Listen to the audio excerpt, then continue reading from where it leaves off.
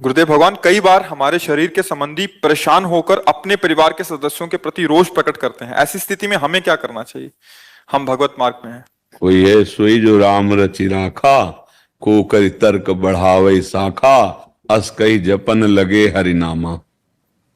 राधा राधा राधा। प्रभु का जो विधान है वो होगा। सुनो भरत भावी प्रबल, बिलख कहो मुनिनाथ। मुनिनाथ भगवान वशिष्ठ जी, सर्व सामर्थ्यशाली त्रिकालज्ञ महात्मा, ब्रह्मबोध संपन्न। वो कह रहे सुनो भरत भावी प्रबल, विलख कहो मुनिनाथ। हान लाभ जीवन मरण जस अपजस विधिहात। क्या चिंता करनी? अगर वो समझाने समझते तो नहीं समझे, समय समझा देगा, प्रकृति समझा दिया, अपने को नहीं। अगर अपना कोई निर्जन है तो घाटा सह लो, गाली सह लो, आप बलवान बन जाओगे। आपके पास ऐसा धन आ जाएगा जो कभी नष्ट नहीं होगा, पक्का। पर ये ना तो क्षमाशीलता रह गई है, ना विवेक रह गया है। छोटी छोटी बातों में पूज्य जनों का अपराध कर देते हैं।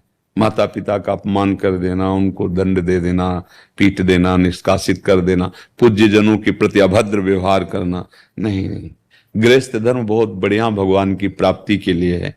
विरक्त धर्म इसलिए कठोर है कि इसमें हर विषय से लड़ना और त्यागना है। और आपका क्या किले की लड़ाई है, जैसे किले के अंदर से सुरक्षित रहकर शत्रु पे वार करना।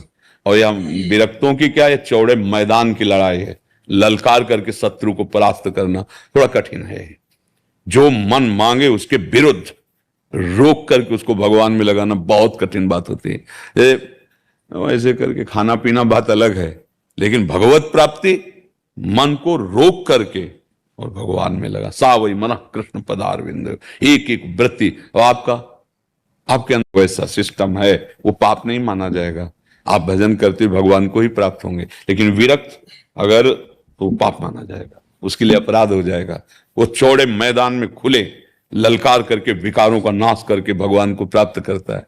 इसीलिए हम विरक्तों को प्रणाम करते हैं। देखो आप लोग जिसे प्रणाम करते हैं, आप नमस्कार करते, क्यों करते हैं? क्या बात है? वही शरीर तो ये है, वही अंश भगवान के आप हो। बस प्रणाम इस बात का कि जहां हम फिसल गए वहां आप आगे बढ़ गए, इसलिए प्रणाम आपको। आप भगवान में अपने समस्त सुखों का त्याग करके आंतरिक क्लेश सहते हुए चले। तो हे महात्मा, गृहस्थों का गुरुपद ये चौथा आश्रम त्याग आश्रम है। कहीं भी हो, चौथे आश्रम को ही गुरु बनाया जाता है कि जो विरक्त भाव से भगवत अनुरागी।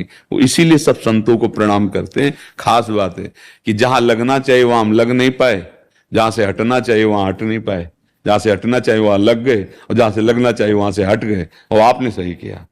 तो इसलिए आपको देखो सब संतों को नहीं, क्या बात है यहाँ कुछ